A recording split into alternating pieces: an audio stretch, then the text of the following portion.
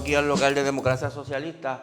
Como ustedes saben, bueno, mi nombre es Rafael Bernabe, como ustedes saben, esto es una serie de charlas, son más o menos 10 o 11, cuyo objetivo es una introducción a las ideas fundamentales del marxismo. Y lo que hablamos la vez pasada es de una serie de conceptos fundamentales, básicos, que son útiles para analizar básicamente cualquier sociedad.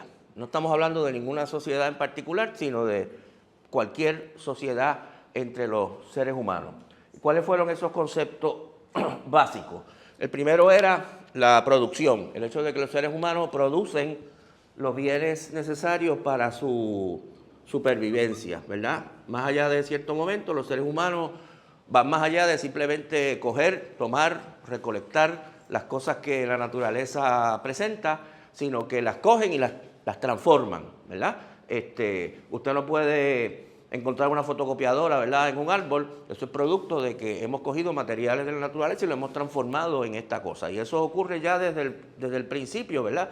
Desde que alguien coge un pájaro y decide asarlo, ¿verdad?, o cambiar su composición antes de comérselo o lo que sea. Bueno, la producción.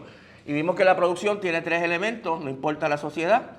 Una es el objeto de trabajo sobre lo que se trabaja, ¿verdad?, los materiales sobre el que se trabaja, el ser humano, que es el que hace el trabajo, y las herramientas, ¿verdad?, o los instrumentos de trabajo que el ser humano utiliza para trabajar sobre los objetos.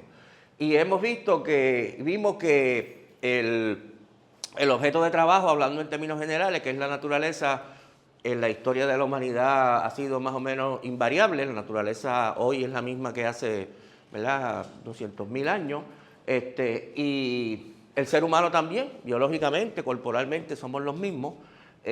Lo que ha cambiado en la producción históricamente han sido las herramientas, ¿verdad? Nosotros vivimos de manera muy distinta materialmente a nuestros antepasados porque tenemos herramientas muy distintas, ¿verdad? Ellos trabajaban con herramientas muy rudimentarias y nosotros trabajamos con herramientas, maquinaria, etcétera, mucho más complejas. Y eso ha implicado que a lo largo de la historia humana ha habido tendencialmente un aumento de la productividad, un aumento de la capacidad del ser humano de producir, ¿verdad? En el mismo tiempo que, o en el tiempo que antes se producía una cantidad muy pequeña de X producto, hoy se produce una cantidad mucho más grande. Bueno, así que producción y productividad. Entonces dijimos muy rápidamente que la mayor parte de la historia de la humanidad, hasta 15.000, 20.000 años más o menos, la mayoría de las sociedades humanas, o todas las sociedades humanas, vivían en comunidades relativamente pequeñas que podían producir básicamente lo que necesitaban, pero solo lo que necesitaban para poder reproducirse, y eso implicaba que todo el mundo de la comunidad tenía que de algún modo estar involucrado en la producción, porque de otro modo no se podía producir lo que la comunidad necesitaba. Y eso implicaba también varias cosas, que no podía haber una división del trabajo muy desarrollada, ¿verdad? Ninguna persona podía dedicarse estrictamente a tocar la flauta y a ser músico, ¿verdad?, porque tenía que también participar en la producción del alimento, lo que fuera, ¿verdad?, en la caza, en la pesca, en la agricultura, lo que fuera, necesario para reproducir la sociedad. Si iba a haber flauta, iba a haber música, va a ser en el tiempo libre que encontrara algún productor, ¿verdad?, para tratar de cultivar esa destreza. Lo mismo, no podía haber un líder religioso que simplemente se dedicara a los ritos religiosos, o alguien que se dedicara a estudiar los astros y cómo funcionan, ¿verdad?, o algo por el estilo, porque todos de algún modo u otro tenían que estar involucrados en la producción de los elementos materiales para que la comunidad se reprodujera. Y en esas condiciones tampoco podía existir lo que llamamos a llamar más adelante una clase dominante o una clase gobernante o una clase explotadora que vive sin trabajar, ¿verdad? Una nobleza, por ejemplo, que vive sin trabajar, porque no hay un excedente para alimentar esa nobleza. Todo el mundo tiene que estar involucrado en la producción. Ahora bien, todo esto cambia cuando aumenta la productividad de las comunidades hasta el punto, algunas antes que otras evidentemente, que las comunidades son capaces de producir un excedente, ¿verdad? O a veces se dice un sobrante. ¿Qué quiere decir eso? Que ahora, esto por lo general se asocia con la invención o el descubrimiento de la agricultura, la domesticación de los animales, y ahora resulta que la humanidad puede, la comunidad puede, producir lo que necesita para la comunidad, pero puede producir un poco más, ¿verdad? Puede producir más grano del que necesita. Pues, supongamos que necesitan 1000 libras de trigo al año para sobrevivir y pueden producir 1500. Así que hay 500 libras de trigo de excedentes adicionales que la comunidad tiene de sobra con respecto a sus necesidades fundamentales. Ahora tenemos un excedente, ¿verdad? Vamos a ponerlo aquí, el excedente. Y el excedente quiere decir que ahora se van a hacer posibles una serie de cosas que antes no eran posibles. Por ejemplo, la división del trabajo más refinada que antes era imposible. Ahora sí podemos tener una persona que se dedica, por ejemplo, para coger el ejemplo que dijo ahorita, a ser músico, ¿verdad? Y se dedica a la flauta y se dedica a la música. No pesca, no caza, no siembra, no produce nada, se dedica a tocar música. ¿Cómo es posible que esto ahora pueda pasar? Porque los que trabajan y pescan y demás pueden producir suficiente para ellos y un excedente. Y entonces ese puede comer, ¿verdad?, del excedente que los otros han producido. ¿Se entiende lo que estoy planteando, verdad? Y lo mismo pues con otros oficios que no voy a detallar para no coger tiempo. Y aquí también puede surgir lo que dijimos ahorita, una división de clases. Ahora puede surgir una clase social, ¿verdad?, dominante, que no produce, que no trabaja, que tampoco produce música, que no produce absolutamente nada. Simplemente es la clase gobernante. Por ejemplo, la que por lo general se va a decir administra la riqueza y se apropia de parte de esa riqueza. ¿Estamos claros, verdad? Así que entonces ahora puede surgir, la comunidad se puede dividir, para hacerlo sencillo, en dos partes, ¿verdad? Una clase dominante o explotadora, es la palabra que podemos usar, que vive de parte del excedente que produce el resto de la comunidad. Cuando los españoles llegaron a América a finales del siglo XV y principios del siglo XVI, encontraron comunidades en América en etapas muy variadas de evolución histórica. Por ejemplo, cuando llegaron a Puerto Rico y confrontaron la sociedad taína, era una sociedad que todavía estaba cerca de la sociedad en que no tenía un excedente. Había un excedente muy, muy débil todavía. Y por lo tanto había cierta diferenciación social, pero era muy, muy limitada, ¿verdad? En México, por ejemplo, cuando van al imperio de los aztecas, pues ahí ya encuentran una sociedad donde hay un excedente considerable y hay toda una clase gobernante, ¿verdad? Y toda una nobleza que vive del excedente que produce el resto de la comunidad. Bueno, así que entonces, con el desarrollo del excedente surge el fenómeno de la explotación, bueno, de la división de clase para empezar,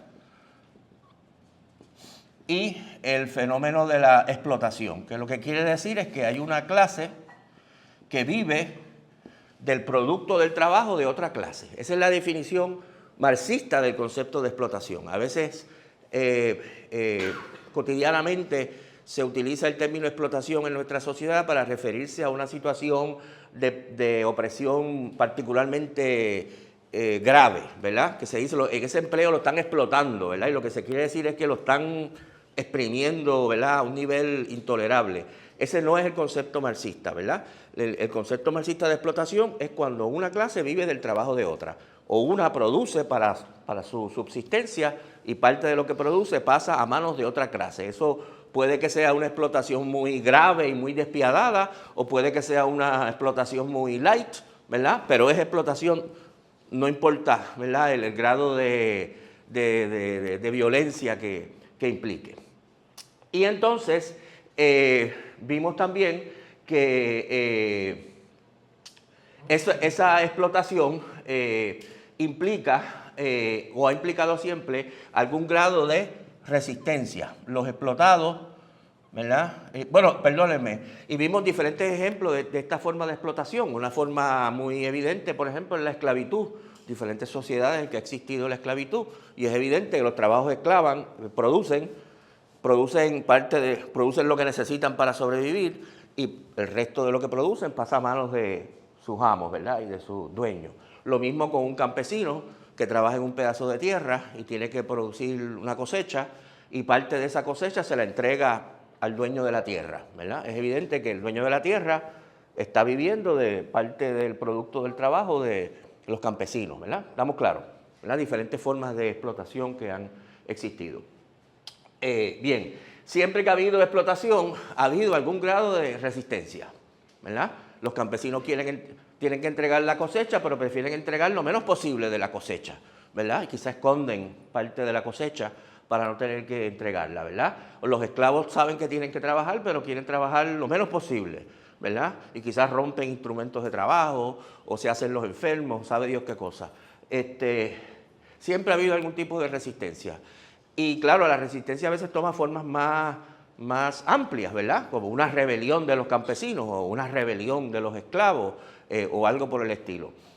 Así que la resistencia siempre ha estado ahí y por lo tanto siempre ha estado ahí la necesidad de vigilar, de controlar y de reprimir la resistencia, ¿verdad? En sus diferentes manifestaciones. Y por lo tanto, una de las cosas que va a surgir en una sociedad dividida en clases es un aparato, una estructura, ¿verdad? De funcionarios cuya función es la represión, ¿verdad? Velar, atrapar, encarcelar, castigar, reprimir a lo que sea que pueda ser una amenaza a la existencia de esta sociedad.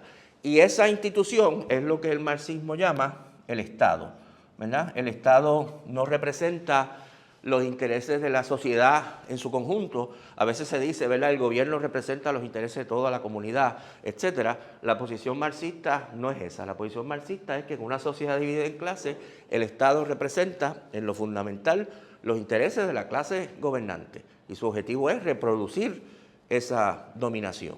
Eso expliqué la vez pasada, no quiero repetirlo todo de nuevo.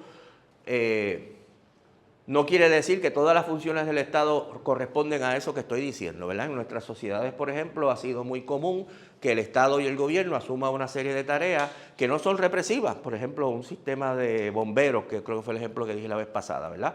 Para apagar fuego. Eso no es represivo, apagar fuego, ¿verdad? Y cuando ya no exista el capitalismo habrá también bomberos, ¿verdad? Porque hacen falta. Así que cuando hablamos del Estado, estamos hablando del Estado en esta función que acabo de explicar, no necesariamente todas las cosas que en un momento dado están bajo el manto de las acciones del Estado. Hay una charla más adelante que es sobre el Estado en particular y entraremos en todas esas especificaciones. Bueno, así que entonces eso es básicamente lo que dijimos la vez pasada. Y entonces terminamos planteando una pregunta, una interrogante, que es la siguiente.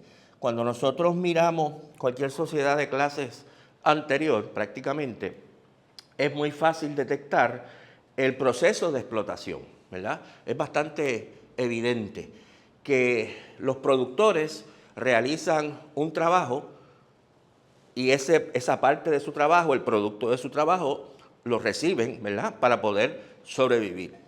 Y que la otra parte, que es el excedente, es la que se convierte en riqueza de la clase explotadora, ¿verdad?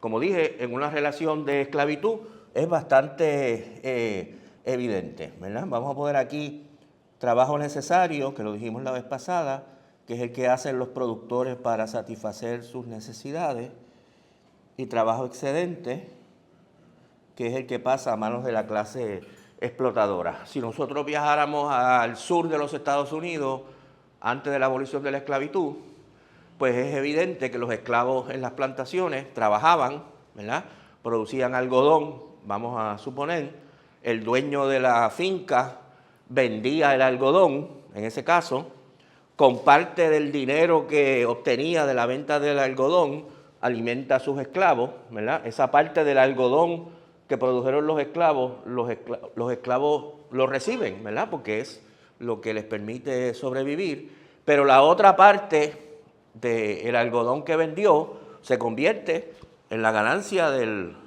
esclavista, ¿verdad? Lo tenemos claro, ¿verdad? El esclavista evidentemente vive del excedente producido por el esclavo. Lo mismo, como dije, En el caso de un campesino, si usted viaja a Puerto Rico a mediados del siglo XIX o finales del siglo XIX, puede que se encuentre un campesino que no es dueño de tierra, que vive en Utuado y que vive en una tierra propiedad de un terrateniente, y que el terrateniente le dice, puedes vivir ahí en ese pedazo de tierra y puedes cultivar parte de esa tierra y tú te quedas con los ñames y los plátanos que produzcas en esa tierra, pero tienes que trabajar en mi tierra durante parte del año y evidentemente lo que ahí se produce es mío, ¿verdad? Y es evidente que la riqueza del terrateniente en este caso viene de parte del trabajo que realiza el campesino, ¿verdad? ¿Se entiende lo que estoy diciendo? O si vamos a China imperial antigua, puede que haya un campesino y ese campesino, el Estado le cobra un impuesto, ¿verdad? Y ese impuesto que es parte de su cosecha, puede que sea parte de su cosecha o puede que él tenga que vender la cosecha, digamos que es arroz, por ejemplo, y entonces le paga por parte del dinero el impuesto al Estado, y con ese impuesto que pagan los campesinos vive toda la burocracia estatal, ¿verdad? Cualquiera de esos casos es evidente, ¿verdad?, que tenemos una clase explotada, una clase explotadora, trabajo necesario, trabajo excedente, no hay mucho misterio en nada de esto. Ahora bien, y nosotros sospechamos que en la sociedad capitalista debe ser así también, ¿verdad? Porque nosotros sabemos que en la sociedad capitalista hay una gran cantidad de personas que trabajan y que laboran en fábricas y en talleres y que producen todas las cosas que tenemos, pero que hay también una clase pequeña, propietaria de esas fábricas y todos esos talleres, que es fabulosamente rica, ¿verdad? Y no hay que ser muy, ¿verdad?, imaginativo para pensar, bueno, aquí básicamente el mecanismo debe ser el mismo, ¿verdad? La clase fabulosamente rica y propietaria de los talleres y demás, su riqueza proviene del trabajo de los que trabajan en sus fábricas, ¿verdad? ¿Se entiende lo que estoy planteando, verdad? Elon Musk es millonario, pues supondríamos, aplicando lo que ha sido todas las sociedades de clase anteriores, que su riqueza proviene de parte de del trabajo de los trabajadores de sus empresas. Bueno, pero aquí se presenta un problema interesante, y es el hecho de que en la sociedad capitalista, como ustedes saben, vamos a borrar esto de aquí, si el trabajador trabaja, vamos a decir, 8 horas, para hacerlo sencillo, al trabajador, en nuestra sociedad se presenta todo como que el trabajador trabaja 8 horas, el patrono le compra su trabajo, ¿verdad? El patrono le dice a usted, te voy a contratar, te voy a pagar por tu trabajo por 8 horas, y usted trabaja por 8 horas. Así que el patrono le paga a usted las 8 horas, y entonces no parece que haya una relación de explotación, ¿verdad? Porque usted trabajó 8 horas y le pagaron las 8 horas, la ganancia del capitalista sabe Dios de dónde viene, pero de usted no viene, ¿verdad? Porque usted trabajó 8 horas y le pagaron 8 horas, ¿verdad? Así que entonces en el capitalismo, curiosamente, esta relación de explotación, si es que existe, es invisible, ¿verdad? O es mucho más difícil de detectar. Tenemos que averiguar, ¿verdad? Y tenemos que demostrar que, al igual que las sociedades anteriores, el capitalismo también está basado en la explotación de la clase productora. Así que esa es una manera, ¿verdad?, de hacernos la pregunta, ¿verdad?, de cómo es que funciona esta sociedad capitalista. Bueno, para hacer esto tenemos que hacer dos cosas. Primero vamos a discutir un concepto muy importante. Vamos a discutir hoy los conceptos más importantes. La vez pasada discutimos conceptos importantes que son fundamentales para analizar cualquier sociedad, ¿verdad? Dijimos, ¿verdad? Producción, clase social, Estado, explotación. Esto es cierto de cualquier sociedad de clase, no solo del capitalismo. Hoy ya vamos a hablar mucho más específicamente de la sociedad capitalista. No vamos a hablar de la sociedad esclavista, ni la antigua China, ni la sociedad de los taínos, ni los aztecas, ni nada. Vamos a hablar de la sociedad capitalista, que es interesante, ¿verdad? La sociedad capitalista, porque es la sociedad que nosotros vivimos. Así que tiene particular interés para nosotros. Bueno, entonces, Para entender cómo funciona esta sociedad, lo primero es reconocer un hecho evidente, que es el hecho de que la sociedad capitalista es una sociedad en que los productos del trabajo humano, la mayoría de ellos, se convierten en mercancías, ¿verdad? Eso quiere decir que se producen no para que el consumidor las consuma, sino que se producen para la venta, ¿verdad? En otra época podíamos tener un agricultor que producía plátano y producía ñame y producía, tenía una vaca y producía leche con ella o una cabra o lo que fuera y consumía la mayor parte de lo que estaba produciendo, ¿verdad? En Puerto Rico eso era muy común en el siglo XIX.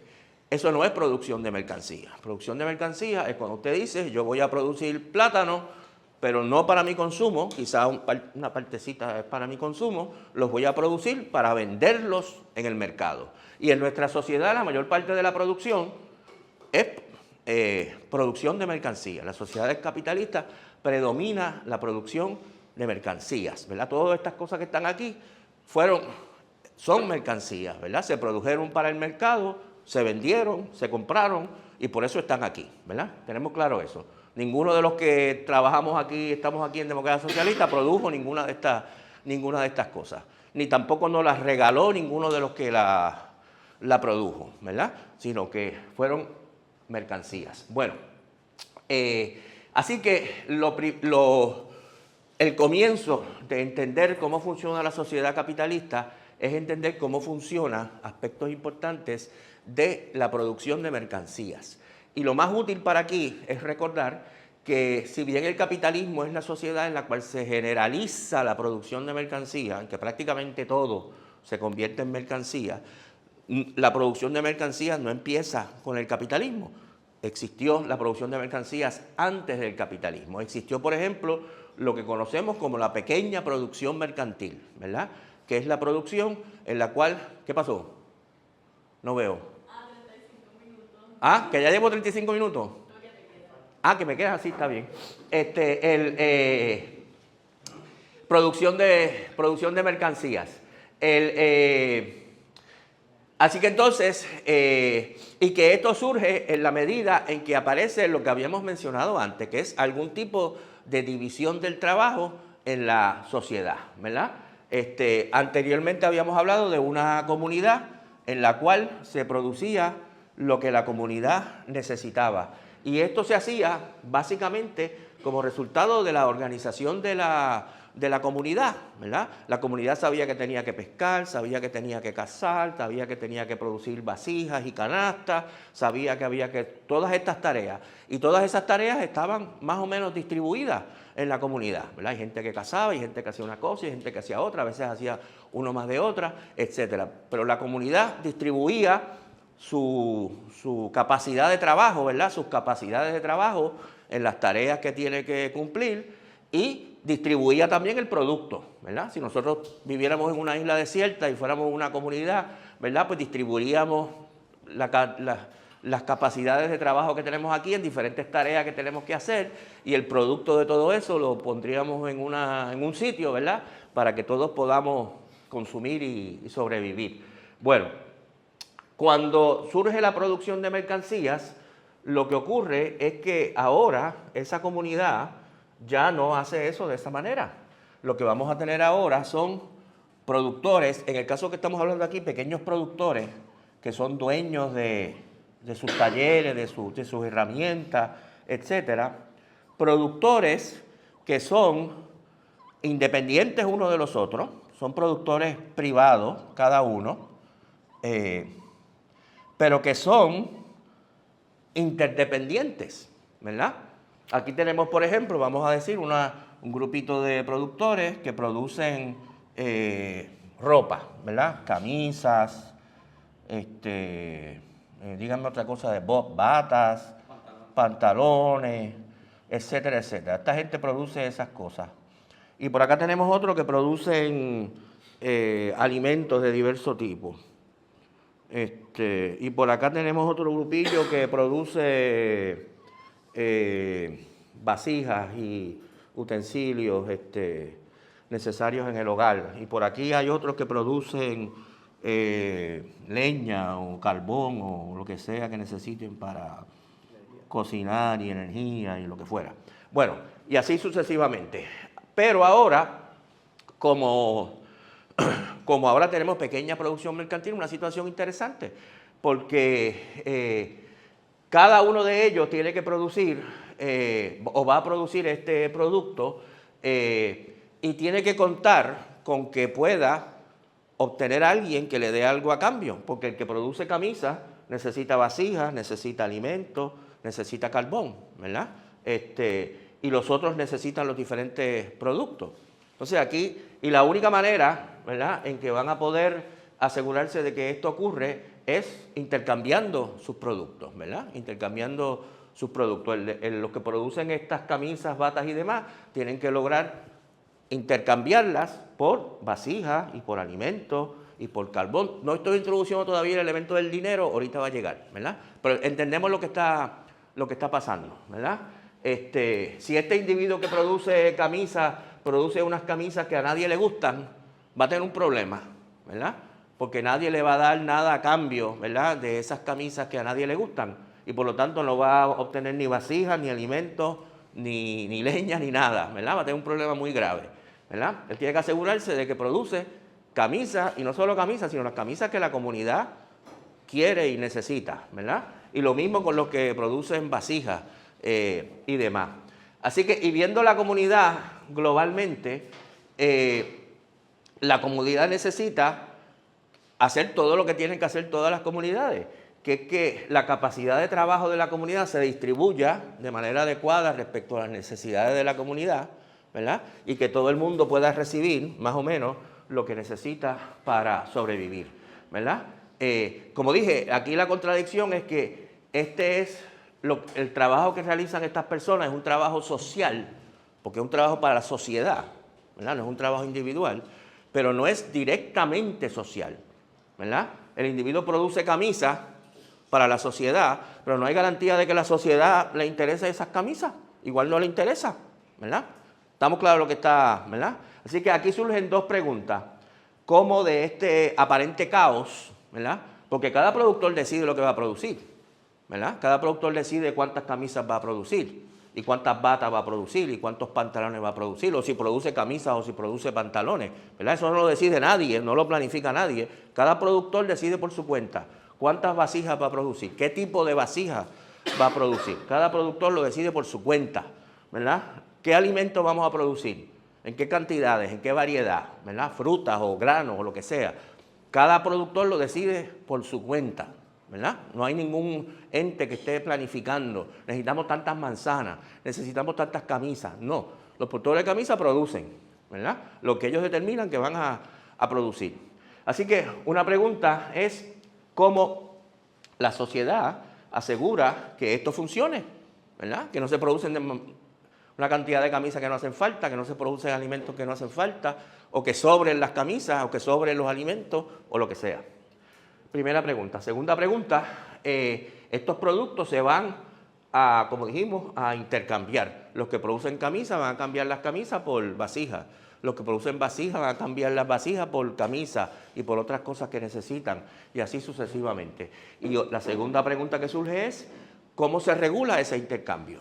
Pues si usted va a cambiar vasijas por camisas, pues ¿cuál es la razón? ¿Verdad? Una camisa por una vasija, 2 vasijas por una camisa, 3 camisas por una vasija, ¿verdad? Porque usted puede intercambiarlas en infinidad de proporciones, ¿verdad? ¿Cómo se determina esa proporción? Bueno, la respuesta a esas dos preguntas es la misma. Esta sociedad se regula a través del intercambio de los productos del trabajo de las personas, y ese intercambio se realiza de acuerdo, esta es la primera aproximación, esto lo vamos a ir refinando, de acuerdo al trabajo que toma producir las diferentes mercancías. Esto lo vamos a refinar ya mismo muy rápidamente, ¿verdad? Es decir, los intercambios que se van a dar van a ser de cantidades de trabajo que van a ser o van a tender a ser, o los que participan en ella van a tratar de que sean cantidades equivalentes de trabajo, ¿verdad? Así que, por ejemplo, cuando decimos que, vamos a borrar todo esto aquí, ahorita se los adelanto desde ahora, ¿verdad? Pero cuando decimos que, por ejemplo, se cambia, vamos a pensar en el ceramista que dijimos ahorita, vamos a decir que produce 10 vasijas en X cantidad de tiempo, y en el mercado él intercambia eso por un gavetero. Gavetero se escribe con con esta B. Sí. Un gavetero, ¿verdad? Vamos a poner 10 acá abajo, ¿verdad? Esto lo que quiere decir es que el tiempo de trabajo que toma producir, o la cantidad de trabajo que toma producir, que la medimos en tiempo, 10 vasijas, corresponde al tiempo que toma producir un gavetero. Vamos a mirar esto con más cuidado. Cualquiera de estas mercancías, vamos a coger la vasija o la que sea, sabemos que tiene dos aspectos. Uno, lo que llamamos su valor de uso. Su valor de uso es una palabra exótica para decir su utilidad, para lo que sirve, ¿verdad? Una vasija sirve para contener ¿verdad? Material, etcétera, y la utilidad de un producto depende de sus características materiales, ¿verdad? Yo no puedo usar esto como vasija, porque las características materiales de esto no corresponden a lo que hace una vasija. Yo puedo usar esto como borrador, no puedo usar una vasija como borrador tampoco, ¿verdad? Porque la utilidad depende de su materialidad. Pero la vasija y cualquier otro producto que sea mercancía también tiene lo que llamamos un valor de cambio, que es lo que hemos estado hablando, la cantidad de mercancías por las que se puede intercambiar, ¿verdad? Yo puedo cambiar un borrador, pero una vasija, como ya dije allá arriba, por un gavetero. Vamos a suponer que la puedo cambiar por, no sé, 20 camisas, aquí estoy inventando. Vamos a suponer que la puedo cambiar por 15 libras de pan, lo que sea, ¿verdad? ¿Cuál es el valor de cambio, verdad? Es el valor de qué yo puedo obtener a cambio de este producto, ¿verdad? ¿Se entiende lo que estamos planteando, verdad? Y cada uno de estos también tiene su valor de cambio, ¿verdad? El valor de cambio de un gavetero, entre otras cosas, es 10 vasijas, como dijimos. ¿Estamos claros hasta ahí? Ahora bien, el valor de cambio de un producto no depende, es totalmente independiente, es uno de los puntos de la teoría marxista muy importante, de la utilidad, ¿verdad? Muchas veces la gente piensa que el valor de cambio está relacionado con la utilidad. Piensen ustedes, por ejemplo, en el oro, ¿verdad? El oro es un producto que tiene mucho valor, ¿verdad? Y tiene mucho valor de cambio, ¿verdad? Tiene un precio muy alto, estamos de acuerdo en eso. Pero cuando ustedes lo miran bien, el oro, la utilidad del oro es muy limitada. El oro no sirve para prácticamente nada, ¿verdad? Sirve para prendas como esta, ¿verdad? Que costará 200 o 300 dólares, debe ser como una onza de oro lo que hay aquí, ¿verdad? Tiene un valor alto, ¿verdad? Esta cosita tan chiquita, ¿verdad? Que valga 300 dólares. Pero la función simbólica que tiene, que es que yo estoy casado, igual la hace un aro de cobre o de hierro, ¿verdad? Realmente no tiene por qué ser oro, ¿verdad? No hay ninguna razón, ¿verdad?, para que el oro tenga que cumplir ese valor de uso. Y más allá de eso, el oro no sirve para casi nada. No sirve para hacer herramientas porque es muy blando, no sirve para fabricar objetos como, qué sé yo, como un caldero, etcétera, porque se calienta demasiado, ¿verdad? Realmente usted no lo ve que se utilice para casi nada, ¿verdad? Antes se usaba tenía el valor de uso de arreglar los dientes, pero hoy en día incluso hay otros materiales que son mejores que el oro, ¿verdad? Así que no es muy útil. El oro podría desaparecer mañana. Todo el oro que hay en el planeta podría desaparecer mañana y nuestro nivel de vida no se vería afectado muy grandemente. El pan, por ejemplo, o los plátanos, ¿verdad? Es un objeto tremendamente útil, ¿verdad? O cualquier alimento que ustedes quieran coger. Es tremendamente útil. Tan útil es que si no existe, desaparecemos muy rápidamente, ¿verdad? Pero la mayoría de los alimentos tienen un valor muy bajo, ¿verdad?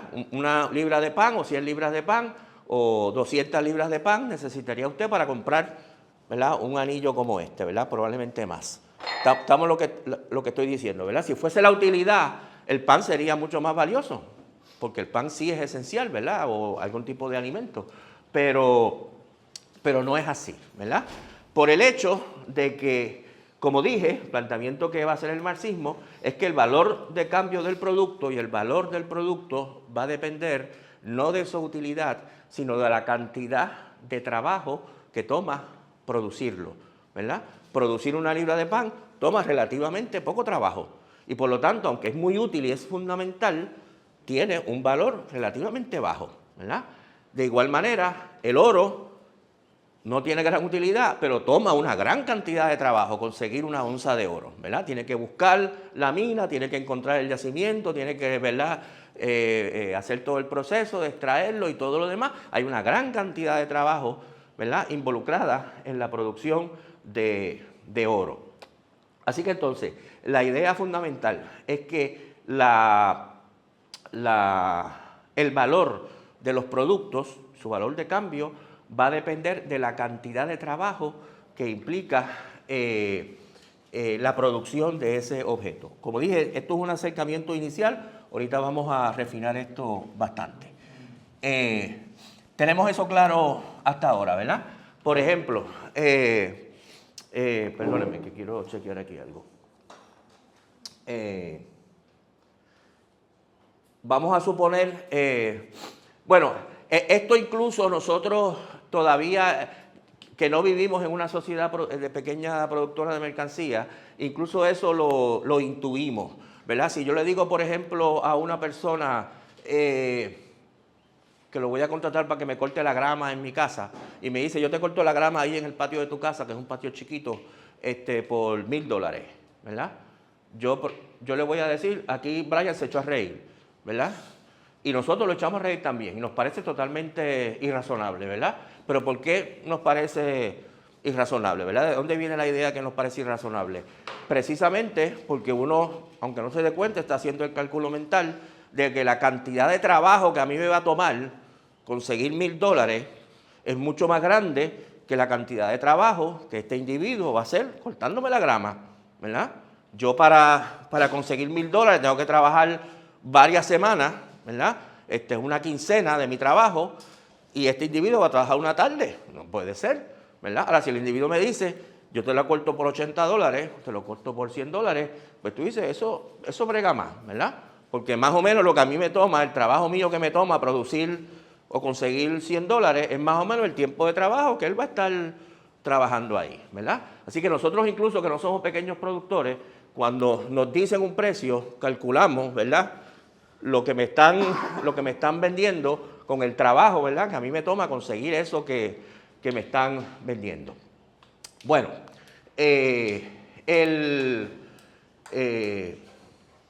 entonces aquí pasan cosas interesantes, ¿verdad? Vamos a suponer que producir un gavetero toma 20 horas de trabajo. Nuestro amigo el carpintero dedica 20 horas de trabajo a producir un gavetero. Y él sabe lo que le toma producir un gavetero. Y producir 10 vasijas también toma 20 horas. Por eso es que se intercambian en esa proporción. Eso quiere decir que cada vasija cuesta tanto. ¿Cuántas horas toma producirla? 2 horas, ¿verdad? 2 horas por cada vasija, ¿verdad? Así que entonces, si van al mercado, este hombre con su gavetero y quiere intercambiarla por vasija, y el que hace vasija le dice, te doy una vasija, ¿verdad? El gavetero va a decir, no me jodas, ¿verdad? O sea, yo te estoy dando una cosa que a mí me toma 20 horas producirla y tú me das una vasija que sabemos que cuesta muchísimo menos trabajo producirla, ¿verdad? Y van a renegociar y tajurear y todo lo demás hasta que van a llegar más o menos, ¿verdad? Ok, te doy 10 vasijas y me das el gavetero. Perfecto. Y con esas, ¿verdad?, con ese intercambio, el gavetero obtiene las vasijas que él necesita. Ahora, ¿qué puede pasar aquí? Ustedes dirán, pero aquí hay un problema, Bernabe, porque imagínate que este gavetero es un gavetero bastante perezoso. este gavetero lo coge suave. Él se pone a trabajar y se pone a leer el periódico, pone Netflix, ¿verdad? Y lo coge suave y resulta que él produce el gavetero, ¿verdad? Pero produce el gavetero en 40 horas, ¿verdad? Porque él lo coge suave. Él produce el gavetero en 40 horas. Y él va a ir ahora al mercado, ¿verdad? Habiendo trabajado 40 horas y probablemente quizás se le ocurra exigir qué cosa al de la cerámica que produce vasijas. ¿Ah? Yo quiero 20 vasijas, ¿verdad? Yo quiero 20 vasijas porque esto toma 40 horas producirla, ¿verdad? Y ¿se va a poder salir con la suya? No se va a poder salir con la suya. Primero porque el del vasija probablemente va a sospechar. Pero aunque el del vasija no sospeche, el problema que tiene es que este gavetero no es el único carpintero que hay en el mundo, ¿verdad? Los otros carpinteros, ¿verdad?, están trabajando y están ofreciendo sus gaveteros a 20 vasijas, perdón, a 10 vasijas, ¿verdad? Así que el de las vasijas va a decir, bueno, tú me vendes eso por 40 vasijas, pero lo que pasa es que este otro carpintero me la está dando por mucho menos, ¿verdad? Estamos claros, ¿verdad? Y en última instancia, si este no baja el precio, nadie se la va a comprar, porque la gente se la va a comprar al otro productor. ¿Estamos claros? Y al otro productor le ofrece eso que él, ¿verdad?, ofrece precisamente porque quiere ser el que se lo venda al de las vasijas. Estamos claros lo que está pasando, ¿verdad? Así que entonces, el valor del producto no está determinado simplemente por el tiempo de trabajo que toma producirlo o que tomó producirlo, ¿verdad? Como dijimos originalmente. Está determinado por el tiempo de trabajo socialmente necesario para producirlo, ¿verdad? En una sociedad dada, en un momento dado, en una comunidad dada, normalmente a un carpintero normal, con las destrezas normales, trabajando al ritmo normal, le toma 20 horas producir un gavetero, ¿verdad? ¿Estamos claros? Para hacerlo sencillo, adelantándonos un poco, vamos a suponer que él vende ese gavetero por $20, ¿verdad? Que cada dólar representa una hora de trabajo. Así que los gaveteros se van a vender a $20. Si este carpintero es muy vago y le toma 40 horas, cuando él vaya al mercado no le van a dar $40, le van a dar los mismos $20 que a todo el mundo, ¿verdad? Porque ese es el tiempo socialmente necesario para producir el producto. Y eso se lo impone al productor el mercado, ¿verdad? El mercado le dice, tú trabajaste 40 horas, pero te vamos a pagar 20, porque 40 de esas horas están desperdiciadas, son innecesarias, no eran necesarias socialmente, ¿verdad? Y en este caso, en el caso de la pequeña producción, el que produce, el carpintero puede decir, pues está bien chévere, a mí no me preocupa. No me preocupa trabajar suave y ganar menos, ¿verdad? O si no quiere hacer eso, pues va a tener que ponerse para su número y trabajar, ¿verdad? Y producir en el tiempo que tiene que producir. ¿Tenemos eso claro hasta ahí? ¿Todo claro? Bien. Ahora, puede pasar otra cosa. Puede que nuestro carpintero número 1 produzca un gavetero que puede que tengamos, vamos a suponer, 10 carpinteros y todos ellos producen gaveteros, ¿verdad? O vamos a hacerlo más sencillo, olvídense de los otros gaveteros. Tenemos el carpintero que produce gaveteros y él decide cuántos gaveteros va a producir, ¿verdad? Y los produce en el tiempo necesario. Este es un carpintero disciplinado, ¿verdad?, que produce el gavetero en 20 horas, fue lo que dijimos. ¿Y qué ocurre? Entonces, él decide que va a producir 4 gaveteros, ¿verdad? Y produce cada uno a las horas correspondientes, que son 20, ¿verdad? Cada uno 20 horas. ¿Dedicó cuántas horas a producir los 4 gaveteros? 80 horas, ¿verdad? Él dedicó 80 horas de esta semana, una semana bien intensa, y produjo 4 gaveteros. Y él va feliz y contento al mercado porque esas 80 horas, 4 gaveteros, los va a poder intercambiar, piensa él, si cogemos en términos de dólares, ¿por cuántos dólares? Por $80, ¿verdad? En el ejemplo que hemos dado sencillo. O si estuviéramos volviendo al ejemplo de las vasijas, iba a poder cambiar los 4 gaveteros de 80 horas por ¿cuántas vasijas? 40 vasijas. Por 40 vasijas. Lo cojo por fe de ustedes porque no lo veo bien ahí. Por 40 vasijas, ¿verdad? No sabemos qué diablo va a hacer con 40 vasijas, pero bueno, ese es otro problema. Lo cogemos después. Pero ¿qué sucede? Nuestro amigo el carpintero encuentra que él produjo 4 gaveteros, pero la sociedad, la comunidad, solamente tenía interés en comprar 2 gaveteros, ¿verdad? 2 gaveteros. Él encuentra que no hay mercado para 4 gaveteros, ¿verdad? ¿Qué quiere decir eso? Que la mitad del trabajo que él realizó fabricando estos 2 gaveteros, aunque los produjo en el tiempo que normalmente se producen, también es tiempo de trabajo desperdiciado, ¿verdad? No produce valor, no es socialmente necesario. Y la sociedad no le va a dar nada a cambio, porque ¿qué le va a pasar al carpintero? Que él va a llevar 4 gaveteros al mercado y pueden pasar 2 cosas. ¿Cuál sería una? Va a vender 2. Y los otros 2 gaveteros no los pudo vender. Realizó 40 horas de trabajo, pero no recibe ninguna hora de trabajo a cambio, ¿verdad?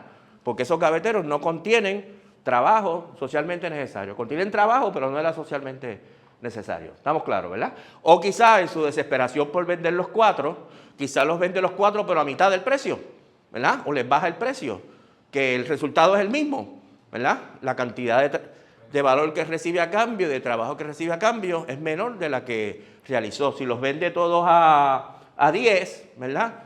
Va a recibir 40 horas de pago y él realizó 80, así que el resultado es el mismo. ¿Estamos claros, verdad?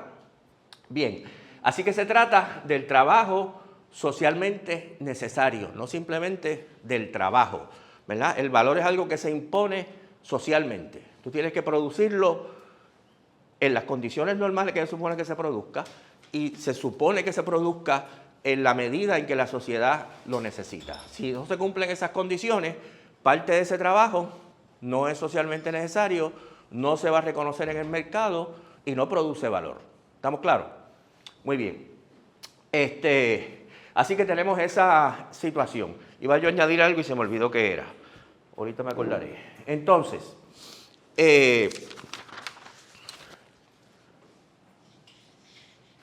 vamos a introducir aquí, para no complicarnos mucho la existencia, el concepto marxista de cómo surge el dinero, ¿verdad? Que es un concepto interesante.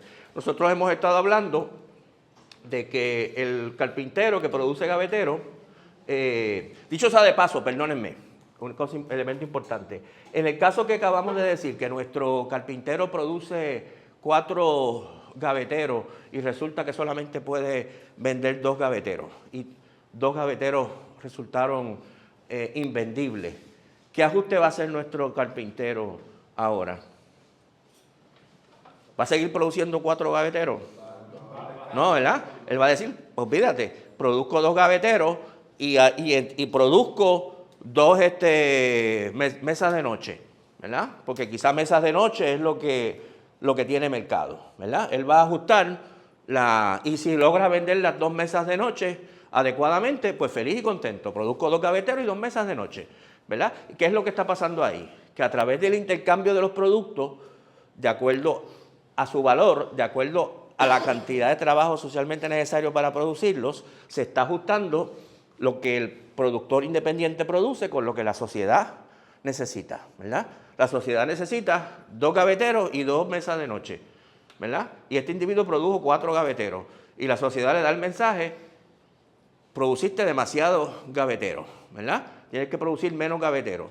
Y la forma que le da el mensaje es bastante terrible, ¿verdad? No te reconocemos el trabajo que realizaste, perdiste el tiempo, ¿verdad? Así que mira a ver cómo te ajustas para que tu tiempo sea socialmente necesario, ¿verdad? Algunos de ustedes dirán, pero esto no es lo que siempre se dice de que el valor de la mercancía lo determina la oferta y la demanda. No exactamente, en parte sí, en parte no. Fíjense que el movimiento de la oferta y la demanda regula si el precio sube o el precio baja un poco, pero no determina dónde ¿A partir de qué es que se da esa regulación? ¿Se entiende lo que estoy diciendo, verdad? El gavetero puede que suba de $20 a $30 porque se produjo menos. O el gavetero puede que baje de $20 a $15 porque se produjo demasiados gaveteros, ¿verdad? Pero el gavetero raramente va a subir a $5,000, ¿verdad? Sino que el punto, ¿verdad?, en que a través del cual oscila es más o menos 20. O si lo quieren comparar, un gavetero puede que suba de precio o baje de precio, pero nunca va a subir el precio tanto como un automóvil, ¿verdad? El precio del automóvil oscila entre, qué sé yo, 30,000, dependiendo de la calidad del automóvil, ¿verdad? 30,000 a $40,000, ¿verdad? Allá arriba. El precio de la libra de pan oscila a otro nivel, ¿verdad? Y de nuevo uno tiene que preguntarse, sabemos que oscilan, pero ¿por qué uno oscila en $40,000 y el otro oscila en $3, ¿verdad? Por la cantidad de trabajo que toma producir esos productos. ¿Estamos claros? Bien, entonces, estamos llegando aquí a las cosas más interesantes. El dinero. Esto no plantea, una vez uno plantea esto, no plantea mayores complicaciones. Cuando el que produce gaveteros va al mercado y quiere obtener vasijas, tiene que buscar a un individuo que produzca vasijas. Pero no basta con que encuentre un individuo que produzca vasijas. ¿Qué condición tiene que darse con ese individuo que produzca vasijas para que él pueda intercambiar? Tiene que tener 10 vasijas. Supongamos que tenga 10 vasijas. Todavía falta una condición. Tiene que querer gavetero, ¿verdad? Él produce gavetero y quiere vasijas. Ahora tiene que conseguir a alguien que produzca vasijas y quiera gavetero. Y eso puede ser complicado, ¿verdad? Y el que produce vasijas resulta que quizá no quiere gavetero. El que produce vasijas quiere pan, ¿verdad? Vamos a suponer, ¿verdad? Así que el que produce vasijas está buscando a alguien que produzca pan y que quiera vasijas. Pero quizá el que produce pan no quiere vasijas, ¿verdad? Quizá, como usted dice, quizá el que produce pan quiere gavetero, ¿verdad? Pero entonces aquí hay un tranque terrible, esto no marcha, ¿verdad? Porque el que tiene gavetero quiere vasijas, pero el que tiene vasijas lo que quiere es pan, y el que tiene pan lo que quiere es gavetero. Así que ninguno puede intercambiar, ¿verdad? Se tranca el bolo. Así que muy rápidamente, en las sociedades en que se va generalizando el intercambio, surge alguna mercancía que va a cumplir la función de lo que el marxismo llama equivalente general, que va a ser la mercancía en que todas las mercancías expresan su valor, ¿verdad? Aquí, mientras no hay dinero, el valor de cambio de una mercancía se expresa en otra mercancía. ¿Cuál es el valor de cambio de un gavetero? Bueno, es 10 vasijas, ¿verdad? Y todas las equivalencias que puede haber con infinidad de productos. ¿Se entiende lo que estamos diciendo, verdad? Pero aquí va a surgir un producto, alguna sustancia, que también es una mercancía, que puede servir de equivalente general, que todas las mercancías expresan su valor en ese producto, ¿verdad? Y pueden expresarla porque es una mercancía que también toma cierta cantidad de tiempo producirla. Vamos a suponer que inicialmente es el arroz en esta sociedad, cantidades de arroz, ¿verdad? Cantidades de arroz. El arroz funciona como dinero, vamos a decir. ¿Qué quiere decir eso? Que nuestro individuo, el gavetero, no importa lo que quiera comprar, va y vende su gavetero por X cantidad de arroz, ¿verdad? Porque arroz es lo que está funcionando como dinero en esta sociedad, ¿verdad? Y él no quiere ese arroz para comérselo, lo quiere porque es el equivalente general. Y entonces con esa cantidad de arroz, nuestro carpintero compra una cantidad de vasijas, ¿verdad? Ahora el arroz está en manos del que produjo las vasijas, ¿verdad? Él entregó sus vasijas a cambio de una cantidad de arroz. Tampoco quiere el arroz para comérselo él, ¿verdad? Él quiere el arroz, él que es lo que quería comprar el pan, ¿verdad? Así que él, con ese arroz, le compra pan al que vende el pan, ¿verdad? ¿Estamos claros? y el que compra, el que ahora tiene el arroz es el productor, el panadero, tampoco lo quiere para comérselo, lo ha cogido como equivalente general y lo utiliza para comprar el gavetero que quiere comprar. ¿Verdad? ¿Se entiende lo que estamos diciendo? Entonces, aquí todas las mercancías ya no expresan su valor en cantidades distintas de otras mercancías, ¿verdad? Usted no dice un automóvil Tesla vale 3.000 libras de pan, 200 onzas de oro, 5 canastas, etc. Y toda la lista de cambio que usted podría hacer por un automóvil Tesla. Usted dice el Tesla vale $70.000, ¿verdad? Simple y sencillamente. Así que el dinero es eso que se convierte en la representación general del valor. Usted pregunta, ¿cuánto vale esto? 10 pesos. ¿Verdad? Porque el valor de todos los productos se refleja en una cantidad de eso que se ha escogido como el dinero. ¿Tenemos claro? ¿Verdad? Y es muy fácil así también comparar el valor de los diferentes productos. Porque si yo digo, ¿cuánto vale eso? Y me dice $10. ¿Y cuánto vale esto? $20. Ok, o sea que el valor de esto es el doble de aquello. ¿Estamos claros? ¿Verdad? ¿Te ibas a preguntar algo? ¿En qué momento, o sea, en este momento el arroz se le llama moneda? Bueno, se le podría llamar, sí, puede ser, ¿verdad? Pero lo importante aquí es la función.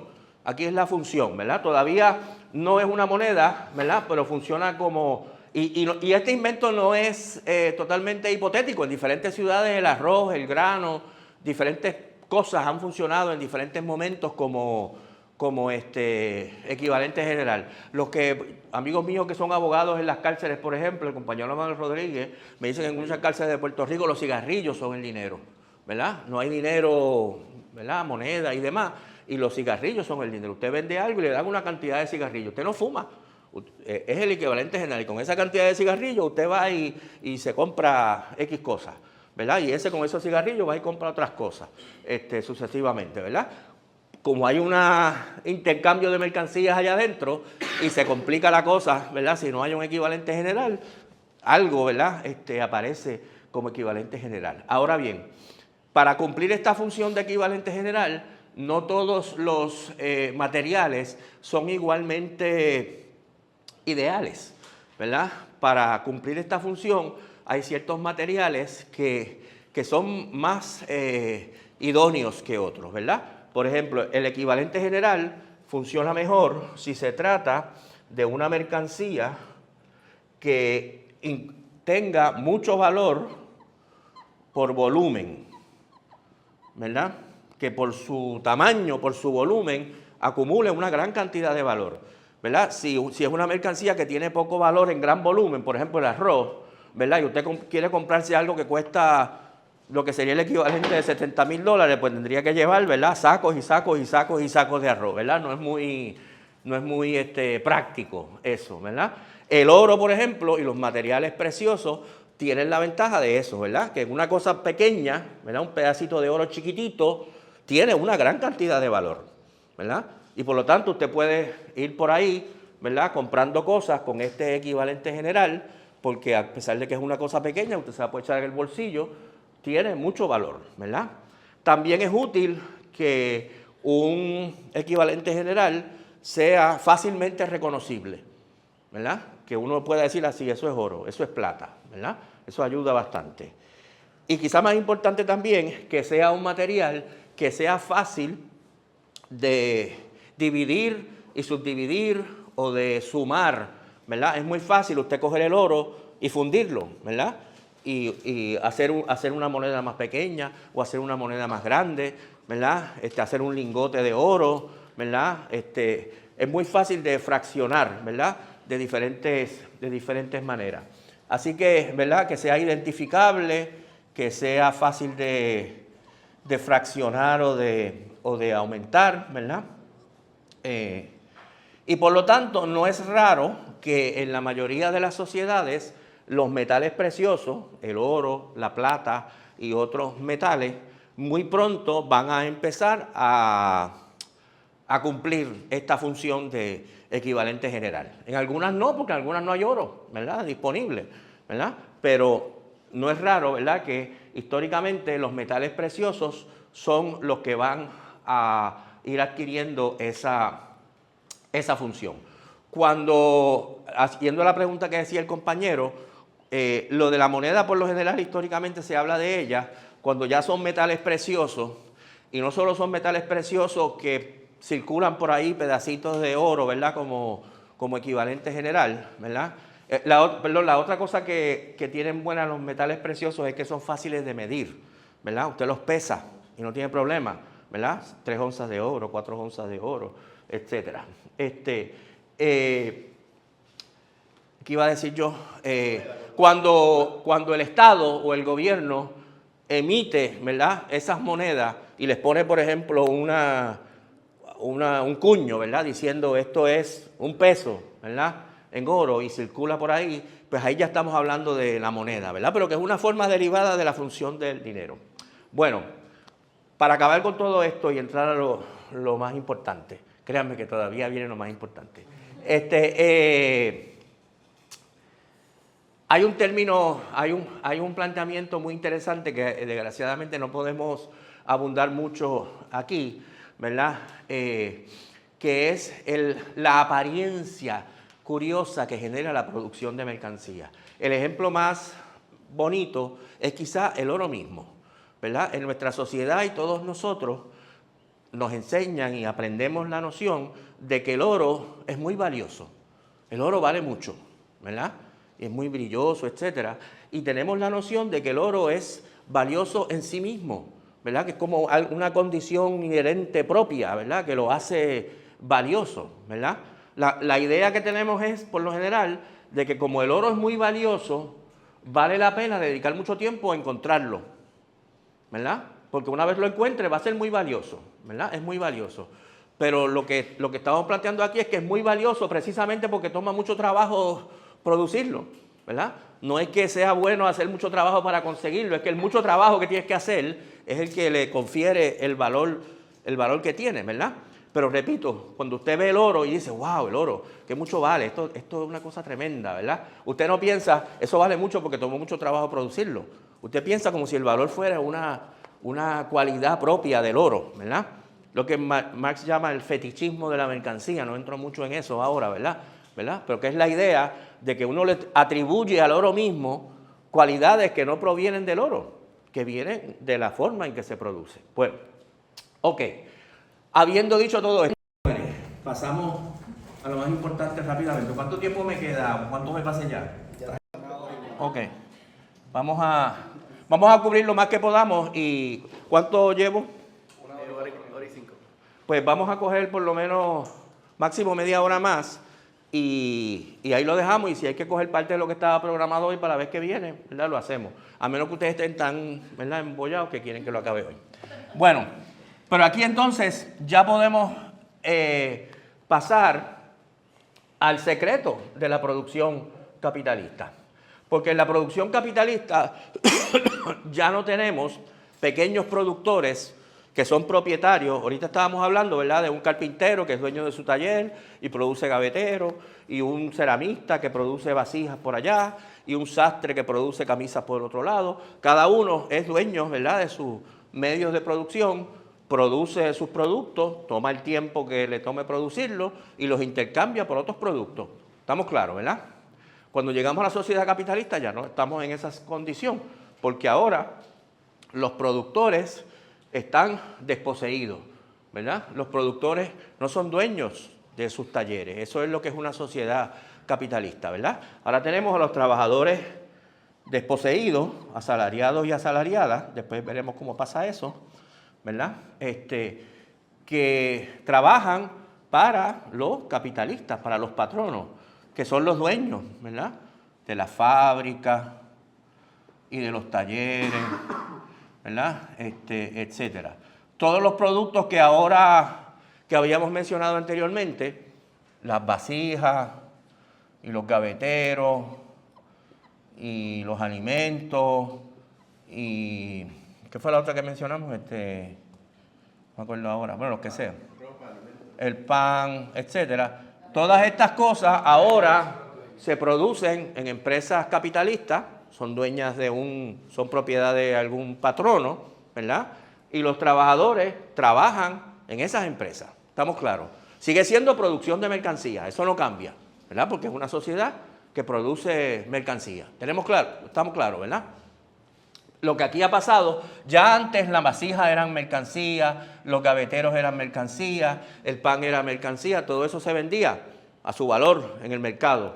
Y eso ya ocurría antes y sigue ocurriendo bajo el capitalismo. Ahora ha pasado algo muy importante, que es que la capacidad de trabajar, lo que Marx llama a veces la fuerza de trabajo, se ha convertido también en mercancía. Fíjense que antes la fuerza de trabajo no era mercancía, ¿verdad?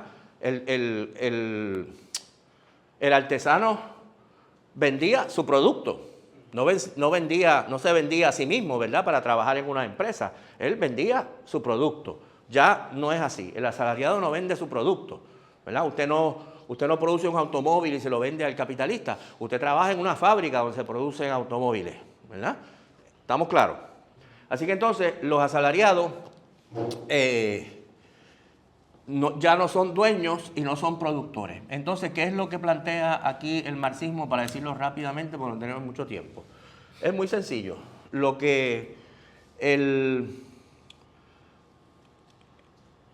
Vamos a suponer que esta es la jornada de trabajo.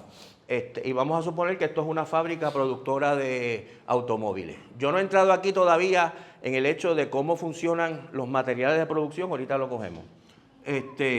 Vamos a suponer que producir un televisor, con un ejemplo mejor, toma 8 horas producir un televisor, ¿verdad? Y el capitalista contrata a un trabajador para que trabaje 8 horas y produzca el televisor. En el ejemplo que hemos estado dando nosotros de que $1 es igual a 1 hora de trabajo, ¿por cuánto se va a vender ese televisor? Por $8, ¿verdad? Se va a vender por $8. Perfecto. Se va a vender a su valor normal, como funciona cualquier sociedad productora de mercancía. Ahora, ¿qué es lo que ocurre aquí? Lo que vende el trabajador asalariado, que no es dueño de la medios de producción, es su capacidad de trabajar, ¿verdad?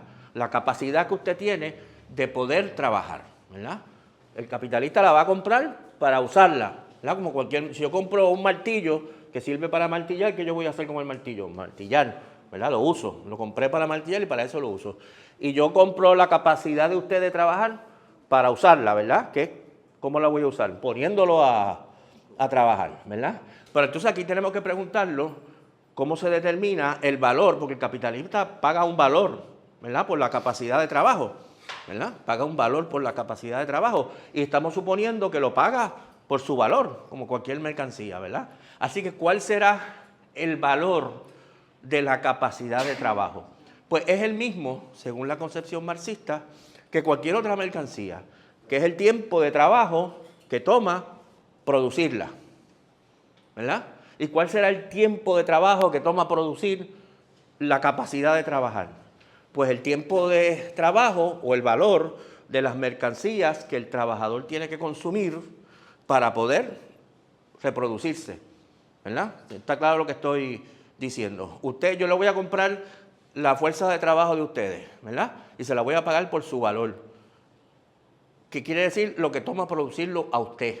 Y lo que toma producirlo a usted es el valor del alimento que usted tiene que comerse y de la casa que tiene que pagar y del automóvil que tiene que pagar y todas las cosas que sean necesarias para que usted pueda reproducir, ¿verdad? Subsistir. Así que el trabajador no vende su trabajo, vende su capacidad de trabajo y la vende a su valor, ¿verdad? Vamos a decir que esa cantidad son 4 horas, ¿verdad? 4 horas. Que sería el equivalente en dólares de ¿qué? $4, ¿verdad? Y con esos $4 que el capitalista le paga al trabajador, el trabajador va a comprar todas las mercancías que necesita, ¿verdad? Para su reproducción. Que estamos diciendo que cuestan $4 diarios. Entonces, fíjense aquí. Estas mercancías se venden a su valor, el trabajador las compra a su valor. Absolutamente, ¿verdad? Se venden a su valor como todas las mercancías. El capitalista le paga al trabajador 4 horas, que es el valor de la fuerza de trabajo, ¿verdad? Y con esos $4 el va y se reproduce y sigue existiendo. Y el capitalista vende el producto del trabajo de 8 horas en $8, o sea que también se vende a su valor, ¿verdad? Pero aquí ha pasado algo muy interesante, ¿verdad? Que es que el capitalista le pagó al trabajador 4 horas, el equivalente de 4 horas de trabajo, ¿verdad? Y vende el producto a su valor por $8, y que quiere decir que hay un excedente, ¿verdad? De $4, ¿verdad? Que es parte del valor que produjo el trabajador, en este ejemplo que estamos dando, pero que pasa a manos del capitalista. Estamos claros lo que estamos diciendo, ¿verdad? Elon Musk contrata trabajadores para fabricar Teslas, le paga el valor de su fuerza de trabajo, ¿verdad? Ellos compran las mercancías que tienen que comprar y siguen existiendo como fuerza de trabajo. Él vende los Teslas a su valor, pero el valor, ¿verdad?, que produce el trabajador en un día de trabajo es mayor que el valor de su fuerza de trabajo, ¿verdad? ¿Estamos claros? Fíjense que esto no es nada nuevo. Esto es exactamente lo mismo que ocurría en la esclavitud, ¿verdad?, o en la explotación del campesino. El trabajador produce una totalidad de productos y parte de ella queda en manos suyas, es el trabajo necesario, y la otra parte se convierte, en este caso, en la ganancia del capitalista. Esta parte del valor que produce el trabajador, pero que no se queda en manos del trabajador, sino que pasa a manos del capitalista, es lo que se llama la famosa plusvalía, ¿verdad? O el plusvalor, ¿verdad? Ustedes, estoy seguro que han oído esa palabra antes, un concepto clave de la teoría económica marxista. Y lo interesante aquí, como repito, es que no hay trampa. Todos los productos se venden a su valor, ¿verdad? Todos los productos se venden a su valor, pero como resultado de esta situación, parte del valor que produce el trabajador o trabajadora pasa a manos del capitalista. Claro, esto, como hemos dicho, se le echa un manto por encima en la medida en que al trabajador no le dicen cuando lo contratan, te voy a pagar 4 horas de tu trabajo, ¿verdad? Y las otras 4 horas las vas a trabajar gratis para mí, ¿verdad? Esto, como se presenta, es que te voy a pagar $4 por el trabajo que vas a realizar, ¿verdad? O sea, la apariencia es que te están pagando el trabajo completo, ¿verdad? Cuando tú trabajas en la fábrica, te pagan una cantidad y tú piensas, me están pagando por mi trabajo. No te están pagando por tu trabajo, te están pagando por parte de tu trabajo. De hecho, te están pagando por el valor de tu fuerza de trabajo, para que puedas comprar lo que necesitas para seguir sobreviviendo, igual que pasaba con el esclavo, ¿verdad? Pero hay una parte, que es el excedente, que es el que se convierte en la ganancia del capitalista. ¿Tenemos eso claro? Hay un detalle, y entonces lo voy a dejar ahí porque hay un detalle, hay un elemento que voy a añadir, porque es interesante para que ustedes vayan viendo. Si vamos a suponer que en la producción capitalista, como ocurre, se logra reducir, porque los capitalistas entre sí compiten, ¿verdad? Y compiten tratando de ofrecer un precio un poquito menor que los otros, ¿verdad? Los otros capitalistas. Y van a tratar de reducir, van a tratar de aumentar la productividad. Estamos claros de lo que estamos hablando, ¿verdad? Para dar un ejemplo. Vamos a suponer que los productos que son necesarios para que el trabajador se reproduzca, ahora ya no hacen falta 4 horas para producirlo, se pueden producir en 3 horas, por ejemplo. Vamos a suponer que ahora se pueden producir en 3 horas. Aquí puede pasar, ¿qué cosa? Que el salario del trabajador y trabajadora, que le pase, ¿qué cosa? Que lo reduzcan, ¿verdad? Que lo bajen a 3 horas. El capitalista insiste y se impone y lo baja a $3 el salario. ¿Este trabajador va a vivir peor o mejor que en el pasado? Va a vivir igual, porque con $3 compra lo mismo que compraba antes, ¿verdad? Va a vivir igual. Ahora va a estar más o menos explotado. Está más explotado, ¿verdad?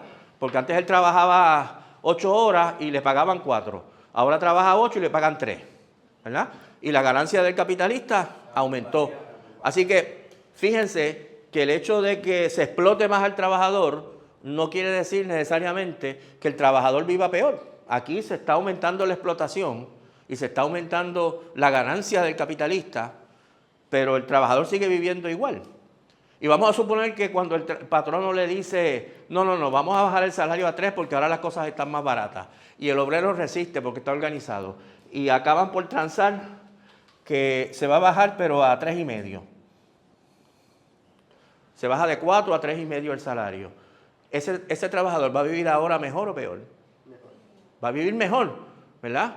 Porque ahora con $3 compra lo que antes compraba con 4, ¿verdad? Pero ahora tiene 3,5, así que puede comprar un poquito más, ¿verdad? Puede vivir un poquito mejor, ¿verdad? Con 3,5 porque los productos se abarataron. ¿Y está más explotado? Sí. También está más explotado, ¿verdad? Así que también puede darse la situación en que el trabajador esté más explotado y viva mejor, ¿verdad? Así que el hecho de que un trabajador en un momento dado esté mejorando su nivel de vida, ni siquiera quiere decir necesariamente que esté menos explotado, ¿verdad? Porque a veces asociamos eso. Los salarios están aumentando, ahora vivo mejor, me están explotando menos. No necesariamente. Puede que te estén explotando más aunque estés viviendo mejor, ¿verdad? Así que después vamos a ver unas relaciones importantes. Hay un elemento importante que tengo que decirlo hoy porque si no se van a ir con esa duda, que es el siguiente. Cuando nosotros hablamos, hasta ahora nosotros hemos hablado de la producción de cualquier cosa, volviendo de nuevo a lo anterior, por ejemplo, la producción del gavetero, como si, ¿cuántas eran las horas que decíamos que tomaba producirlo? 20 horas. 20 horas, ¿verdad? Como si solamente existiera o solamente contara para la producción del gavetero la última proceso de trabajo, ¿verdad? El individuo que se dedicó X horas a producir el gavetero, ¿verdad? Pero sabemos que en la producción del gavetero intervienen otras cosas y que él va a tomar en cuenta. Porque para producir el gavetero, ¿qué tiene que hacer él? Él simplemente produce el gavetero del aire. Él tiene que comprar una serie de cosas, ¿verdad? Él tiene que comprar madera, vamos a suponer que cuesta $10, y tiene que comprar clavo, vamos a suponer que le cuesta $5, y tiene que comprar aceite, vamos a suponer que le cuesta $5, ¿verdad? Y pueden hacer la lista ustedes quieran, ¿verdad? Así que cuando él vaya a vender el producto, no lo va a vender simplemente a $20, ¿verdad? Porque él también ha tenido este gasto. Así que él va a vender el producto por el gasto que él tuvo que pagar, ¿verdad? Más el trabajo que él tuvo que realizar, ¿verdad? Que en este caso sería ¿cuánto? Sería 40, ¿verdad? Sí, 20 más 20, 40. Serían 40 horas, ¿verdad? Lo que realmente cuesta el gavetero. Ahora, fíjense que esto no viola nada de lo que estamos diciendo, porque lo que él está haciendo cuando él compra la madera es pagar por el valor de la madera, que es el trabajo que cuesta producir la madera, ¿verdad? Así que cuando él le añade al precio final del gavetero el valor de la madera, lo que le está añadiendo es el trabajo que tomó producir la madera y el trabajo que tomó producir los clavos y el trabajo que tomó producir el aceite, ¿verdad? Entran también en el trabajo que toma producir el gavetero, más el trabajo final de ensamblar todo esto, ¿verdad? ¿Estamos claros en lo que estamos diciendo? Bien. Como dije, nos hemos quedado cortos de muchas cosas importantes que quiero discutir, pero lo podemos coger la vez que viene. Sí, señor, ya acabamos. Preguntas, dudas. Estoy seguro que deben haber porque todavía hay elementos que no hemos mencionado. Dime. Tengo una pregunta, porque definiendo excedente y plusvalía, como que ¿qué es lo que lo diferencia la plusvalía? ¿El hecho de que la plusvalía se queda capitalista? Sí,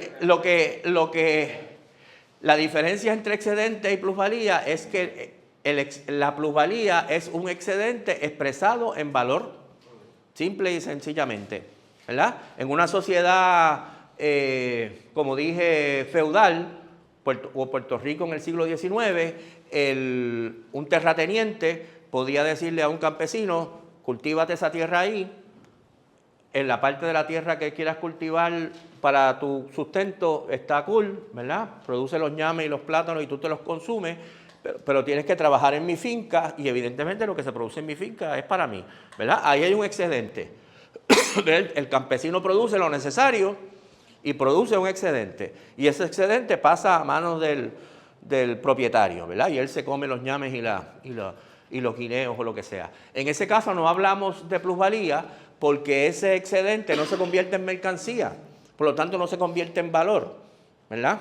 En la sociedad capitalista el excedente se convierte en mercancía y tiene un valor, ¿verdad?, en el mercado. Y por eso hablamos de plusvalía, ¿verdad? La plusvalía es la forma capitalista del excedente.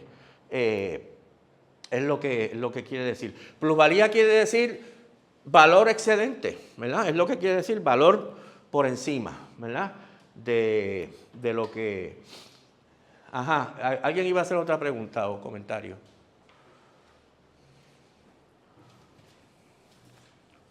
¿Todo está claro? Cubrimos bastante de lo que íbamos a cubrir, ¿no? Lo que pasa es que al final íbamos un poco atropelladamente. Pero estamos claros entonces. Valor, plusvalor. Dos cosas que son absolutamente fundamentales para la teoría económica de Marx sobre el capitalismo. Primero, lo único que produce valor es el trabajo, ¿verdad? Las máquinas no producen valor, las máquinas tienen valor, ¿verdad?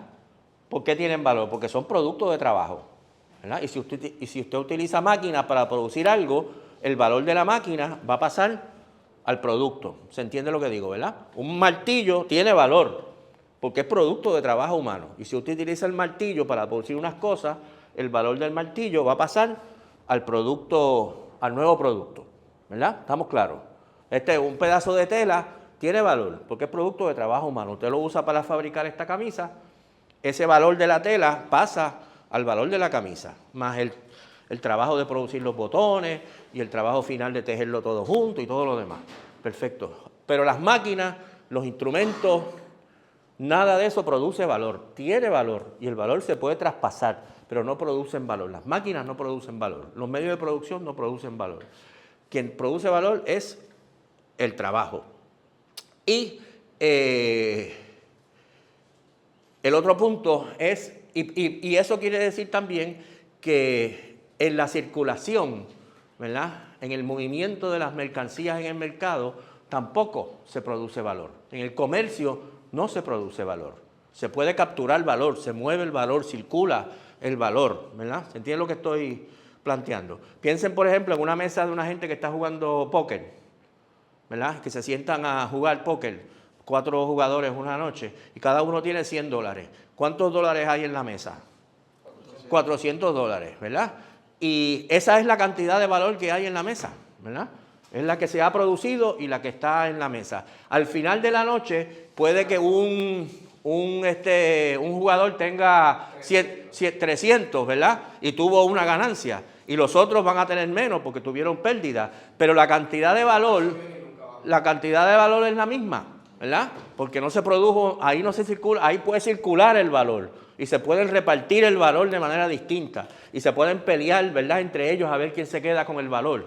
Pero ahí no se produce valor, ¿verdad? ¿Se entiende lo que estoy planteando, verdad? En Wall Street están peleando por agarrar el valor, ¿verdad? Por ver quién se queda con el valor, ¿verdad? Y se acerca bastante a un juego de póker a veces, ¿verdad? Pero allí no se produce ningún valor, ¿verdad? El valor se está produciendo en la producción. Y el otro punto que es clave es esa distinción que yo les dije entre trabajo y fuerza de trabajo, ¿verdad? Esta es una de las distinciones más importantes, que es la que permite, si ustedes después lo reflexionan en su casa, la que permite explicar la plusvalía, ¿verdad? Porque en la medida que usted parte de la idea de que el trabajador vende su trabajo y le pagan su trabajo, pues entonces desaparece la explotación y desaparece la plusvalía, ¿verdad? Y claro, queda entonces el misterio de dónde sale la ganancia, que es el problema que tienen los que hacen eso, ¿verdad? Porque si usted dice, la ganancia no viene del plus trabajo, ¿verdad?, y de la plusvalía, pues ¿de dónde viene, verdad? Es un misterio, ¿verdad?